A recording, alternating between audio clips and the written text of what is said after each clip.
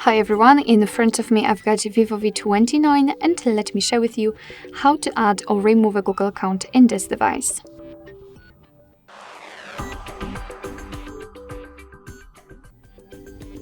So let's start with opening the settings, and right here in this section we have to scroll down to find either the accounts or the Google. It's basically up to you which one you prefer, and I prefer the account, so let me tap on it. As you can see in the section accounts for owner, we do not have any account previously added. So let's start this video with adding the account. Let's tap on this option and choose Google. Make sure that you've got the internet connection because it is required for this operation, and from this step you can either create a new account if you do not have your own yet, or type your email or phone. So let me do it.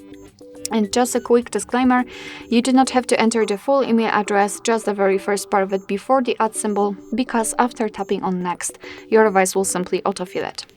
So here we have to enter the password, and let me do this out of the screen.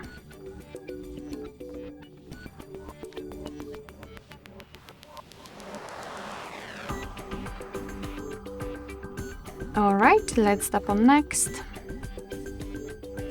Here we've got Google Terms of Service and Privacy Policy, so of course you can read it, just tap on it, and here we've got the info. Let's tap on I agree after reading. Here we've got the shortcut of backup and storage info, so just tap on accept, and if you want to learn more about the Google backup, I highly recommend to check our tutorial about it. So as we can see, we've got the Google account currently added to the device, everything went fine, and we just successfully did it. However, you can also remove the Google account whenever you want to. Just tap on it and tap on remove account.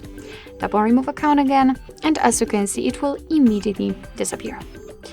Alright, so that will be all. Thank you so much for watching. I hope that this video was helpful, and if it was, please hit the subscribe button and leave the thumbs up.